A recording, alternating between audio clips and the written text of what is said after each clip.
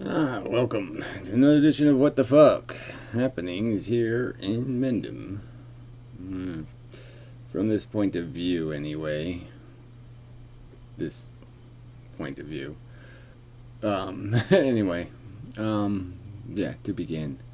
Where to begin? Well, Santino the Cat is, I think he's dying for real this time. And really quite depressing. So the other cat went blind and then died, and a couple of weeks ago, and Santino. So it's not been a good year for me. But it just reinforces the whole what's all this crap for? The waste of a perfectly good cat. Yeah, and the fact is that you have to do this fighting against it. He's a fighter, and so he's fighting to live, fighting to maintain the world he knew, the habits he knew, and it's just hard to watch.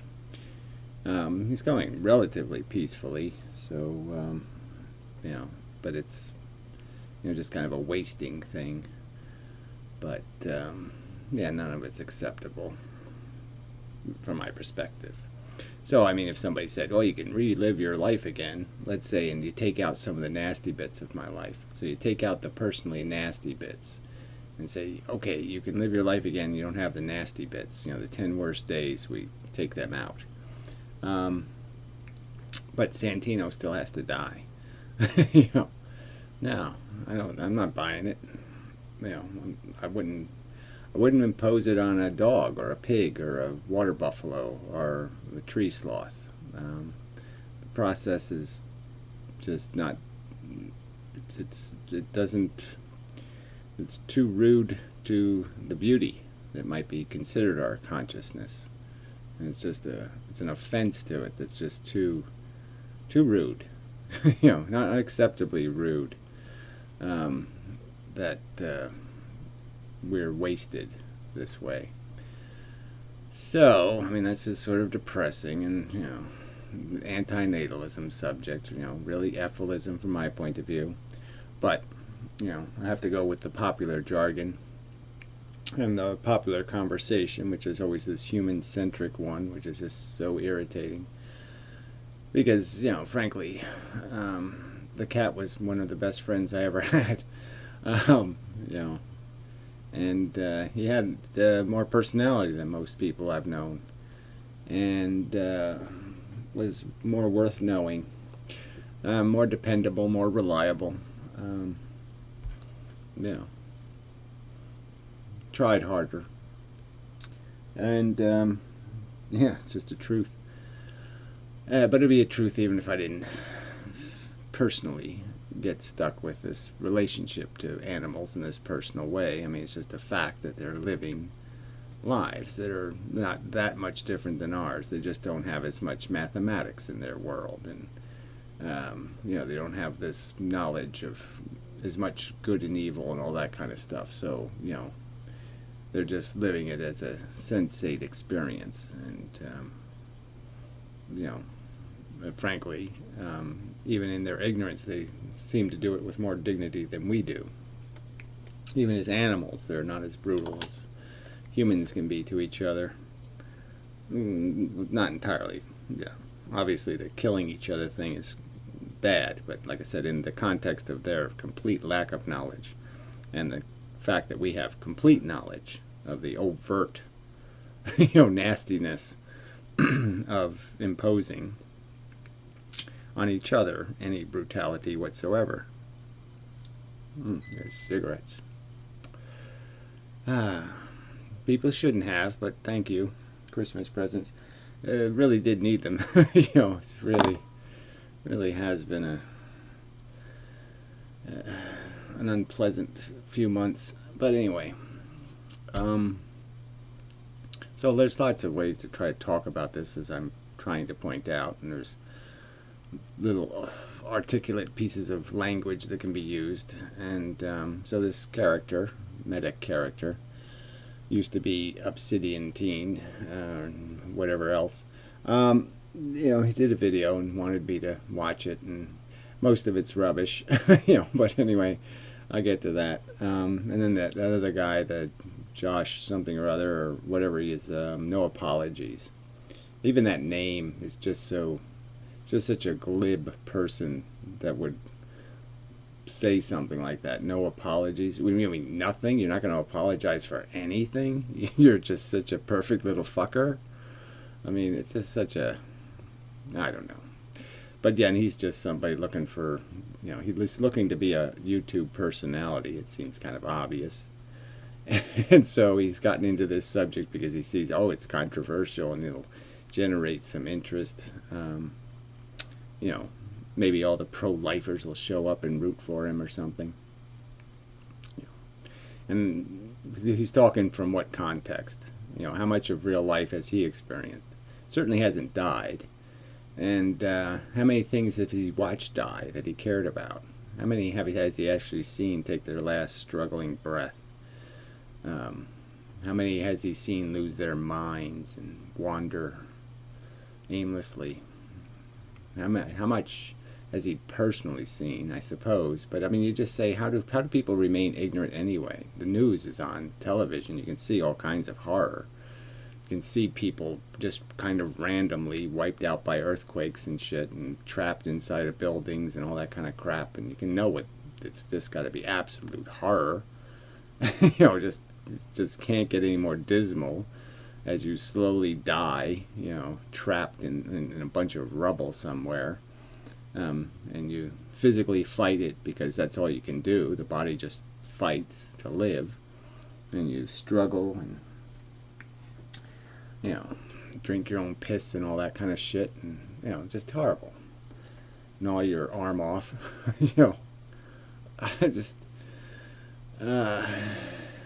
And they think they're doing something. Oh, it's all worth it. It's all good fun. And so some of this argument just comes down to, it always ends up being just an argument based on personal context. So whatever he's called, the head of the something or other guy, made a video, and it was in the Russian context, politically, Trump, this whole catastrophe of people being just dumb as bricks. And but they know they probably do know they're being assholes, selfish and stupid, that this is really reckless kinds of ways to run the world. But I don't think they really do. And I think they are it's all psychology, it's all just rooting for some stupid home team. Politics is just so thin what people understand about reality and who they think is the good guy. And they have no real idea because they don't know anything else but a cosmetic, he's got the same hat as me. He has the same favorite color as me. Some kind of bullshit like that. And that's why they're fans, that's why they believe. And so they just say something, make a bunch of fake promises to a bunch of fake totem poles like Trump did. All of a sudden he got religion and, the Bible means something to him. And he's, when obviously it doesn't. The only part he cares about is the part where, well, maybe some of that religion is good to keep people, these ignorant masses, from, coming for us.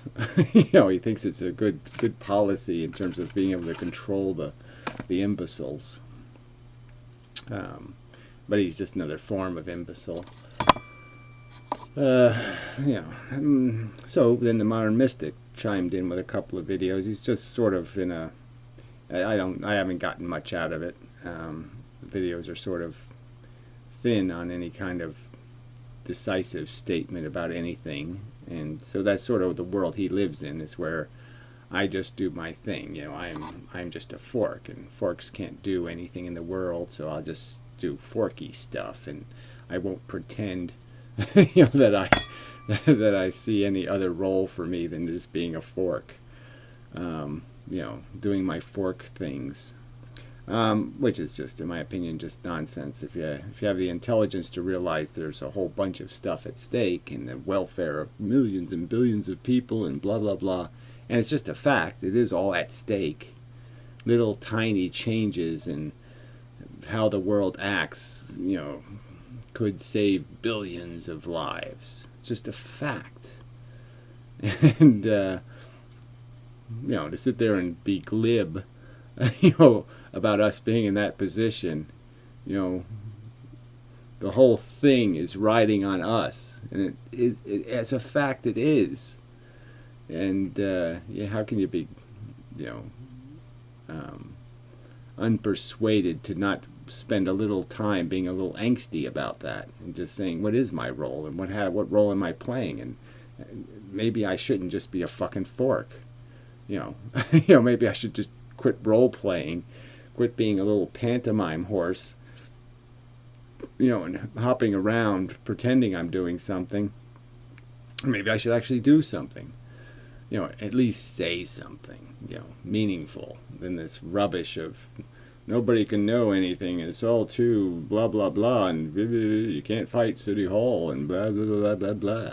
Well, maybe you can't, but it's the only game is trying. So, I've always said that over and over. So he made one video where he got to a subject I've talked about in the past. It's sort of an interesting thought subject. Just, I don't know if it's really a thought experiment, but just thinking about how you're better off. In what way would you be better off? Would you be better off living in another country? Would you be, can you imagine, what if I was a Chinese person living in China, and what would my life be? How would I have spun, that existence? What little aspects of my personality can I say are enduring, and they would have emerged in the person in China in some way because of who I seem to be as a being. I could certainly argue that people fall into that just by how the circumstances of their birth, I guess, and as I've pointed out before, I don't have any memories of ever being anything else but, pretty concerned about what the hell I was born into. I knew right away that this was some sort of game or some sort of thing you had to play, and I was quite concerned about trying to understand how you play it, because it didn't seem like the rules of the game made any sense. There's some God up there that's going to decide by his will what my fate is, and it's somehow determined but not determined because there doesn't seem to be any connection between any certain behavior. Like there's no certain voodoo that you can do to ensure that you don't get catastrophically killed or horribly injured or brutally harmed by some disease or something. A rabid dog bites you or something. You don't have any immunity. There's no mojo that would get you through your life. That seemed quite obvious, from what I was getting as feedback from the silly people of what the story was, of what the game is I was supposed to be playing. So I'm just saying that it occurs to me to say, well, that seems like something that was very early, a component that somehow happened to me very early, and it didn't happen to these other people, or somehow they just got caught up in it quite easily and just started spinning, like everybody else, the same speed as the fan was spinning. They were, they played right along, were very harmonic, and I was always out of sync. I was always out of phase with the agenda because I was trying to figure out I wanted to know how to play the game before I played the game. I didn't want to start playing until I knew what I was playing for. And it seemed like the stakes were awful high. And so yeah, I'm just saying, so clearly that attitude make it really easy for me to be a little pessimistic as you grow into life and realize, oh, the whole thing is made out of absolute shit. Nothing has any true, there's so little of it that has any integrity. The heroes aren't really heroes. The villains aren't really villains. There's just so much bullshit. The physics isn't even physics. It's all kinds of unphysical things making everything happen. Even the science is full of shit. And most people on Earth are imbeciles. Silly fables they're living by. It might be talking about Bugs Bunny and Heckle and Jekyll and the Three Pigs. It's just they're living in a completely bizarre, silly fantasy of this little babbly story. Of witchcraft and voodoo and mishmash, Jeebus, comes to save everything. And there's no evidence he saved anything from anything. Didn't fix a goddamn thing. Didn't cure leprosy. Didn't fix one disease on earth. Not one. I mean, you think he'd at least cure one disease just to say, there, see, I really am God. But he didn't do anything. He did silly little tricks that nobody really saw, you know. We just hear the story about them feeding a million people with one fish and a few hunks of bread or something, and walking on water or something. Oh, it rose a dead guy, you know. But nothing, nothing lasting in the world. No writing God in the clouds or something permanently, or making a God tree, that spells God. The word, the word tree. An intelligent bush, something, just nothing, nothing, and they still believe the bullshit. And you're just, wow, that's so distant from my life experience. It's just so preposterous a way of thinking from my perspective. How could you have any confidence? I mean, I can see going along, I can see, being afraid to be different and fitting in and all that kind of crap, and I can sort of understand that, ooh yeah, the atheists look all nasty and brutal, and they all make bad jokes, and they're kind of bullies, and alright, so I don't want to be one of them. But it is just such horse shit, preposterous shit. So that sort of gets me back to this video by the meta character guy, because yeah, it's just like, it goes from a simple premise, okay, survival. It's a bullshit word, right? As I've said too in the past, nobody survives. You just live longer or shorter amounts of time. And what does that matter in a world of 7 billion people that are just doing the reoccurrence thing over and over again? So in a sense, what's the print? And all you can do is that the shorter your lives are, I guess the more iterations you get of probably the better part of the ignorance of youth. You spend more time in that mindset than you spend in the tedium of realizing what you're caught up in, and that it's just this stupid meat grinder thing, and it's got your name on it too. You have a ticket, with kind of a fudgy number on it, number blah blah blah blah 496. You don't know whether it's 1,000 or 1 million, but it's got you have a number, and it's going to be your turn eventually, and it might get you just in little pieces, and that's sort of like this thing with me and cats, because I've had to bury so many of them, and none of them my own. Well, it wasn't technically my cat. Somebody else, had to get rid of a cat, and I got stuck with it. Not that I want to diminish it was a great cat, Kitty. But it's really my best friend for a decade, and and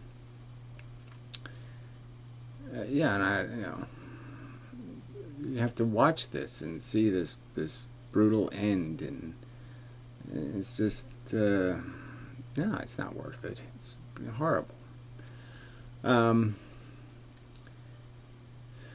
So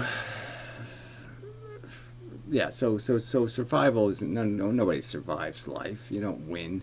So this idea that there's winners somewhere, that there's some life, there's people, I guess, who think I'd actually want to be somebody, like they'd want to be Donald Trump if you had to be Donald Trump. I mean, I'd not be a billionaire, but actually be the asshole that Donald Trump is, and you'd want to walk around as that asshole. Not for $1 billion. No, I wouldn't fly back to Earth to be Donald Trump. But it's other people, I suppose. Some of them think he's a charmed individual, and it'd be worth it. Be big fun. No. And he's not going to win in the end. He's going to choke his last also, like everybody else. Clearly some people get off, heart attack, dead, that's it. No. So some people get off easy. And in a sense, the people around them get off a little bit easier. Not in a dependency sense. I'm not saying families being orphaned and stuff is good. I just mean that, quick and painless. You just, it's the way it should be. But yeah, it's always the loss thing is always there. The fact that you have to change your habits and your mode of functioning in the world because things that were as real as your leg are gone. Things that were as real as your index finger or something aren't in the world anymore. So it's like a piece of you gets torn off. So back to the meat grinder. Sometimes it's not just that we almost die more than once.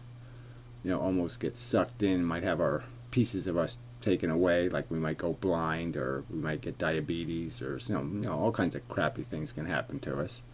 And so we don't die, we just kind of get, ripped to pieces and we have to limp through the rest of our lives.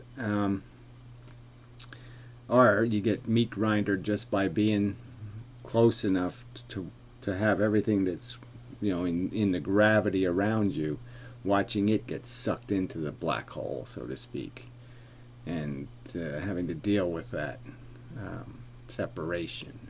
We call it separation. It's a traumatic it's a there's a word, trying to think of the word they use, a vivisection. It's a tearing out of a piece of your guts. It's like having your kidney removed or something. It's nasty. And they just do this. Let's just pretend it's not really that bad. So anyway, the mystics video. See, I'm tying all this stuff together, just not doing it very directly. One of the ones that was more tolerable was he posed this question of when were we better off? Were we better off 200 years ago or 2,000 years ago? And it's an interesting question just because of the way we've tried to fight against the thing attacking us. The way we've fought against the meat grinder is to bandage our injuries, and be very good at letting things get halfway into the grinder and pulling them back out, and then trying to sew them back together. So in a sense, in the old days, people got thrown in much earlier, much quicker, and it was more brutal, you could say, the Black Plague kind of thing, all that kind of stuff, no morphine. But in many ways, we make it even worse because we die more than once, and we tend to the physical wounds, but we don't get to the ones that are really the nature of suffering. So we manage to live horribly disabled. I mean, really horribly crippled. So we spend a lot more time disabled and crippled. And then you go with the aging thing, all of that extra brutality of, people didn't live with Alzheimer's. People didn't live long enough to get it in the first place. But when they did, they got into too much trouble to survive. And, life was too tough. And so you didn't survive your Alzheimer's. You didn't go to a nursing home and somebody take care of you and all this kind of stuff. It just wasn't the way life worked, so it killed you rather quickly. And we just extend that whole dying process. So it's, in a way, in the past, you lived less, but you spent less time disabled and dying, technically. But you had that increase of, untreated leprosy, all kinds of diseases that people did walk around with that were really bad. So, I would just say on balance, our civilization, because it is afraid to deal with death and recognize how important it is to preserve dignity and do everything possible to negate the possibility of wasted suffering, completely unnecessary. We haven't used our technology to maximize the alleviation of torture. And that really should have been the ambition, rather than preserving some notion of survival which can't be preserved anyway. You're never going to survive. You will die. And resistance, in some sense, is futile. That Borg will own you. And, you know, there's not much point at certain points fighting too hard, because the time you're buying isn't going to be premium time. It's going to be medicated and not very productive and not very comfortable. So, on balance, you could almost argue that as brutal as the past was, we've made it only worse rather than better in terms of how much conscious time is actually spent in a state of mind. And so I guess I could argue that people spent more time in the past being strong and capable than we do. And, you know, just a fact. So, yeah, the cat came into the room. You can probably hear him. He's a little wheezy.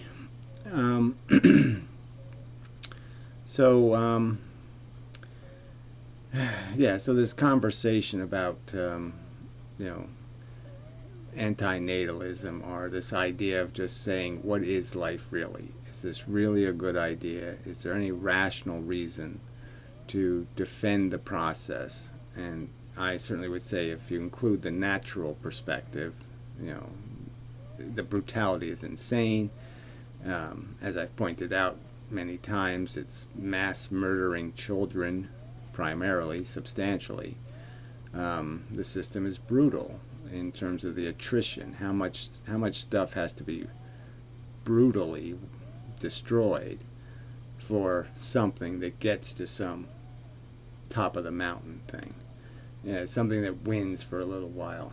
There's a lot of losing for a lot of time for that little moment of I've mastered my world, and I have my harem, and I have control, and I can sit on the edge of the cliff and feel all proud. There's very little of that, and a lot of failure and doom imposed. And so, yeah, it doesn't make any sense. But just getting into these, the piddles of the argument, you know, the little details of perspective. And so then it comes back to what's driving people's perspectives. And again, I can't argue that my own perspective is driven by the fact that I never bought any of these fairy tales, that any of this made much sense, and every conversation with a human just reinforced my unsettledness, that I was in a real mess, that these people don't know exactly what they're doing, that they're all just playing without knowing how to play.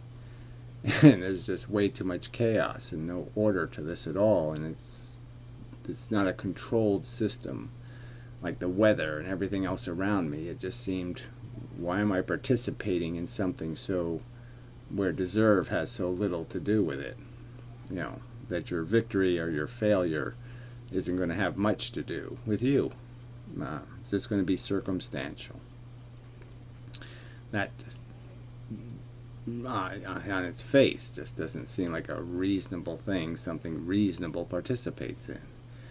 And so you have these people, though, who are just incessantly pro-lifing and saying it's somehow all worth it. And so you have to make these arguments to them to make them somehow appreciate, well, how can you see it that way? I mean, doesn't this disturb you, the three-legged dog, the one-legged man, the horror that takes place?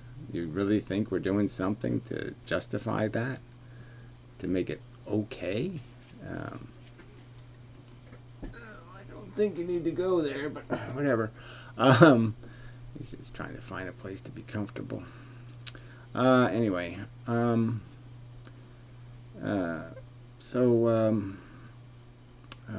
was I?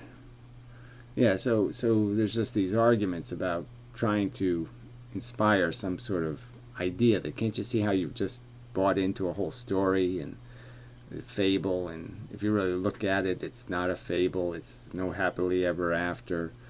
And then you just do these logical arguments, like you can't see the difference between the necessity of alleviating suffering. Like if this was suffering and it's just sitting there in front of you, it's just going to be basically saying to you, oh, that needs to be prevented. I need to give that person morphine, or I need to give them a peaceful death, or I need to fix it. I need to put a Band-Aid in it. I need to, need to cure it. Need to fix it. It needs to be fixed. Somebody's got ALS or something. No, that needs to be fixed. That needs to be fixed. It's necessary that there's a fix. There's a real necessity. And if I have somebody's realized ambition over here, some sort of, oh, I won the lottery or something over here, this has no necessity. I don't need that to happen. There's nothing in the universe that says, that's got to happen. We got to have things that win lotteries. We got to put some of those on Mars. Little Martians go, oh, I just won the lottery. They have a little boost moment. But there's no necessity for that. It's only necessary to take things out of quicksand. There's nothing necessary about putting things on mountains. If you could use that as a metaphor. There's just no necessity to elevate anything. There's only necessity to extract. And they can't see that as just being kind of obvious, that if you actually did have the purchasing power to take somebody who's perfectly comfortable, pretty much not in horrible, no cancer, they don't have any huge liability, and I'm just going to take them and make them feel like they won a gold medal, just going to boost them. Or I can cure a kid's cancer, and it's the same price. This costs just as much as this, getting something out of horror and torture and torment and misery. And they don't think you'd always do the extraction first, that's the meal, and that other crap is just the dessert. It's not necessary. It's superfluous almost to any kind of function. That once you have something not harassed, you've already won. And that it's mostly just a negative game we're playing. And so people think that climbing out of quicksand is climbing mountains. And they're not the same thing. And they shouldn't be confused about how good it feels to get out of a mess with a real good, because that's just undoing a bad. The bad came first. It's a zero sum, as I've argued. So Benatar uses asymmetry. I use zero sum. That you can't really make anything out of this life thing till you first make the deficit. You make the red number first. And then when you erase the red, erase the negative of poverty, or erase the negative of cancer, or erase the negative of feeling defeated and unimportant and useless, with some sort of victory in some way, which gets to the whole romance sexual thing, where people feel accomplished, in seeing love in somebody else's eyes, directed towards them, and they get an ego boost out of that. And again, you can't get the ego boost unless you first kind of had the ego deficit. You first had to feel kind of unworthy. And so there's very little of life that's if any, part of life is, but there's just such a little superfluous bit of it that has anything to do with some kind of clean good, something not related to some deprivation that you had to endure first, some negative state. I wish you would settle there, buddy. I don't know what keeps him going. I mean, he gets little boosts where he's just, trying to find his happy place, and, none of the happy places are working. It's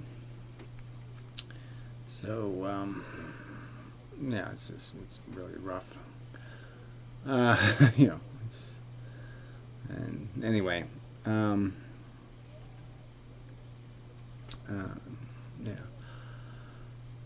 So, so that's, you can just, all you can do is make these arguments, of, little bits of logical deduction, that there's no sign that the universe is harmed in some way, because there isn't people, or Martians, or Uranians, or any of the other manifestations of some, whatever this is, this idea of something being alive and in need and addicted and ambitious and all that. Like somehow the universe needs these characters, when what it needs is not to be tormenting and torturing sentient minds. That's what's really necessary. And it's just it's a horrid lifeboat game that we're playing. It's not this is like the worst fairy tale you could write, is what life really is. You're shipwrecked, and there's too few resources, and there's nothing but a shaky, vulnerable boat, and you have to like tear off pieces of your own flesh to shove in the holes in the boat to stop the water from coming in. This isn't a good story, and these people glorifying this as some sort of great, go west, young man, or something, some sort of notion, that we're off on a great adventure, and it's just a great little story. Yeah, it's a nightmare. It's a Freddy's nightmare, and they would impose that. So, the concluding point, I guess, is something like, in thinking about these other people, is even if they can't understand how somebody could think life was horrible, because they can't sense that, they can't feel that way about life, they should be able to acknowledge the fact that those people exist, that there are people that were just born losers. Their life absolutely sucked. It was horrible that it was imposed on them. And clearly they could just listen to the testimony of people like me, or other people who are quite unconvinced that they had a good ride here on planet Earth, and that it was worthwhile, and it'd be worthwhile doing it over again, and watching all the same horrible shit happen again, and besides having to endure their share of the horrible shit. They should be able to at least acknowledge that those people exist, and that their perspective is just as real as the person's optimistic perspective, but that less than optimistic perspective, I would argue realistic perspective, is honestly acquired. That people don't dishonestly find life revolting. It's usually been well-earned sense of revulsion. And to tell them that their sensation, that their opinion, that their perception is invalid, and I will impose on you, I will subject you to the risk of being born again to somebody who just doesn't care whether or not you're going to have a good time. They think it's okay, and it's acceptable losses. I'm acceptable collateral damage for the game you want to play. You want to play some little recreational fun game. I'm chasing fun. And you just don't care that there's people saying, I don't want to be a victim of your game. I don't want you to play, whatever, forest fire and burn my house down. I don't want to be continually subjected to having you pick a straw and shove it in my pocket and say, here, you're off to the adventure again. This time you're born in Bangladesh. Yeah, it'll be so much fun. No. No.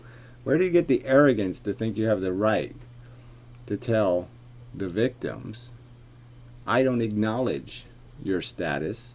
I don't acknowledge your testimony that you don't want to be subjected to this over and over again, I will, through volition, endorse that you be subjected to it again. And I might even commit the act myself. I might even have a kid on purpose, acknowledging there is a real risk they could grow up smarter than me and figure out that life isn't a very good game. And I just couldn't care less. Fuck them and their negative attitude. Where do you get that kind of arrogance from? They can't see the arrogance in denying the collateral damage and denying that those victims, those homeless and those disabled and those broken people have some right to testify you burned their house down. You know, your game, they had to pay for it, and you're just going to ignore it and say you have a right to impose your judgment and tell them you don't have a say in this. I have the power to do it. I can have matches. I have a cigarette. I can just toss it because I have the ability to. I don't have a rational. See, I'm just saying, what's their reasoning to say why they should exercise that right? Because the right wasn't given to them by some grand intelligence somewhere. It wasn't bestowed for any kind of earned reason. You weren't given the matches because you were known to be a great match player. No. It just happens you have them. And you have to explain why you have the authority to use your power to fuck somebody. Rape them, essentially. Rape the victims. Fuck them. My needs are important. My desires are important. Their pain, I can diminish it. I can dismiss it. I can make it irrelevant. Because I'll just claim my game's more important than their house. And that's just bullshit. So, as good as the asymmetry argument is, as good as the mountain versus quicksand argument is, in my opinion, as good as it is to logically argue the foolishness of not being able to recognize what's really important here, not to recognize the imposition is the biggest sin. Not to acknowledge your lack of right, your lack of evidence proving it's worth it. You have no reasoning, nothing to base your presumption of it's worth it, your claim that you are worth it, that your life is worth all the things that are the price of it, which is all the things, all the animals you eat, you farm, you abuse, directly and indirectly. The ones that create your atmosphere and create your biosphere, that fertilize even your vegetables. There's all this death and pain and suffering, and you just can't glibly step over that and say, I'm not going to account for it.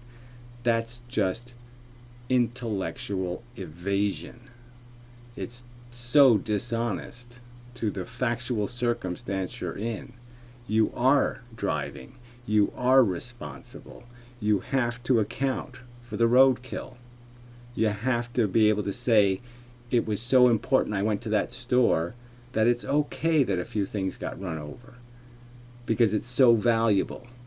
And you think you've met the burden of proving that? Proving or demonstrating with some kind of evidence that your little Jedi adventure that's in your deluded little head really is worth you making victims? Not even close. So it just, it's not just idiocracy. You know, it's just not that people haven't thought about it. It's that they won't honestly ever think about it. So anyway, that gets me back to this meta character who I never even got to. But in the middle of this video, it just all goes bullshit. So I guess I have to actually be at the video to click ahead. So it's like, when you die, the atoms that make up your body keep existing. I don't see why the awareness would stop existing. Well, the awareness is, you could say we're made out of a checkerboard with checkers. The awareness is the checkers being in the shape of like Groucho Marx's outline. Awareness is a very specific arrangement of the checkers. And clearly, the arrangement of the checkers isn't recorded somewhere. There's no evidence that the configurations of our brain is fingerprinted someplace. So it's just silly to think that awareness is just checkers. It's checkers in a specific arrangement, brain. And once the brain is gone, awareness is gone. Now, also just as clear, the awareness I have is the same awareness that Benjamin Franklin had, or Attila the Hun had, or Bingo the dancing elephant had. That idea of being conscious and sensate, yes, we all of these things have that, and the things living in the future are going to have that. So that's a commonality. That's a connection between the past, the present, and the future, in that it's all going to be us-like things that'll be doing this lifing. But there's no me part of it that will be passed on, and there's no me part of it that came from the past beyond maybe knowledge and some common experiences. A, B, C, D, E, like we could have those things in common. We sang some of the same songs, or we heard some of the same fables. It's just, nothingness is not a thing, so how could awareness go to nothingness? It's just kind of silly again to say that nothingness, in the sense that this fork isn't a spoon. Clearly it's not a spoon. Clearly it's not a lot of things. It could have been, or not even could have been. It can be imagined to be. And that's true of nothingness. Nothingness is everything that could have been, but isn't.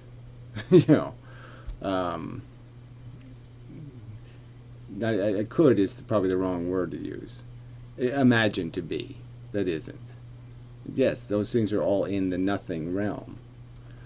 Let's see. So how could awareness go to nothingness? So again, it's this connection, as if clearly the forkness of this metal in the shape of fork can clearly go to spoon, can be melted and turned into a spoon. There's just no rule against that. Fork gone, spoon the new thing. Just, think of a person who gets total amnesia. When they wake up, the whole memory forming and personality forming process begins again. Well, that doesn't even make sense, because most people who get amnesia don't get complete or near total amnesia. They just get amnesia specific little periods.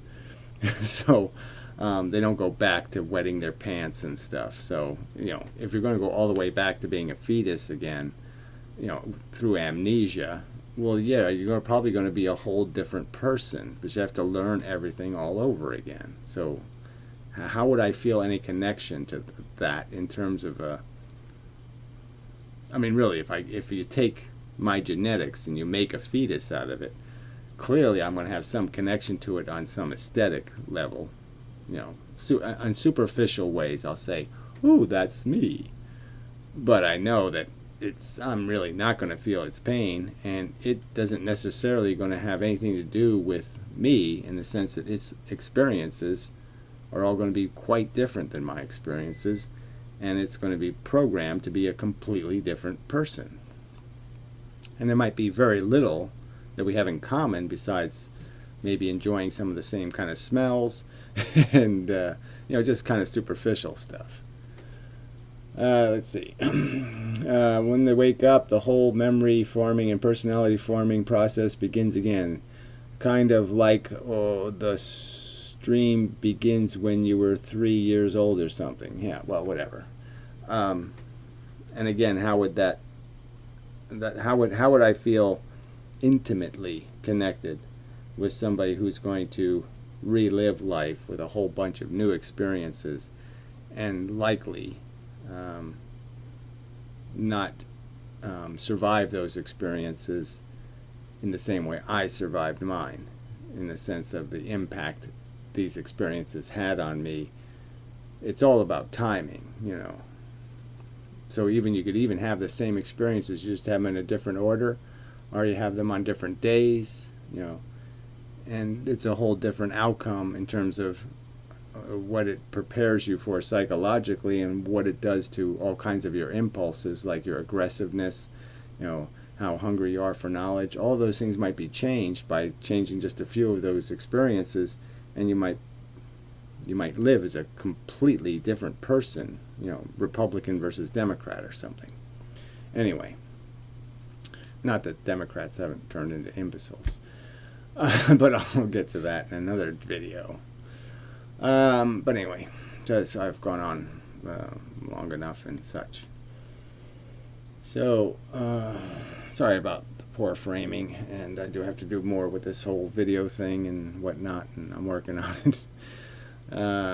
Just, you know, it's always some kind of crap in my way. You know, the wheels are turning in here. I know I don't look like I'm producing anything yet, like the beaters aren't really in the mix, and you know, but they are, you know, this stuff is wheeling around in here. Like I should come up with something brilliant. But until that happens, you'll just have to settle for this part. You know, just imagine there's something happening, or something like that, or not. You know, it's really not a rule. Get from this what you will. I don't have much control over that. I can control what I say. I can't really control whether you like even understand the fork metaphor. I don't even know if you got it. You know, the mountain quicksand thing. Maybe you didn't get that.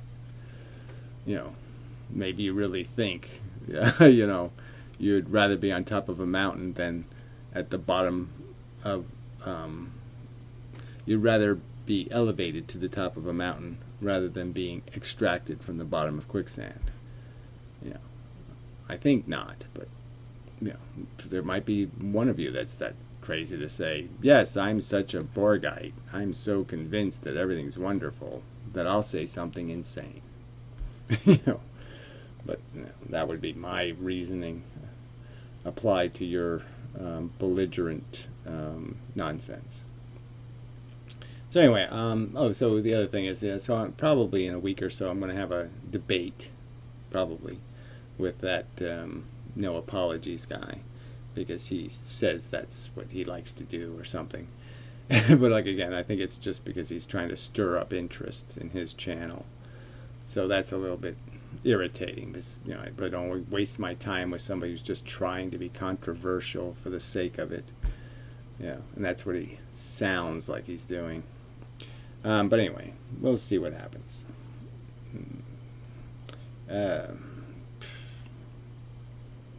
Yeah, it's just we'll see what happens. Anyway, so until the next time and such. Thank you. And such. Yeah, to everybody, you know, people do all nice gestures all over the place sometimes. So it's I do appreciate the once a month or so, or twice a month, somebody does something nice, and I really do appreciate it. You know, it does help. I mean, my life really is. It's really, it's meager and bleak, and so little bits of charm now and then do work. You know, but you know, don't be inefficient about it. Sometimes it goes wrong, where you know people waste too much money on, you know, something that, yeah, you should have done it some other way because it's too expensive that way. You know, something like that. You have to be careful. It's just the value thing, you know, as I pointed out. I mean, you know, money is sort of a precious thing. It just never should be wasted, because people die, to make it.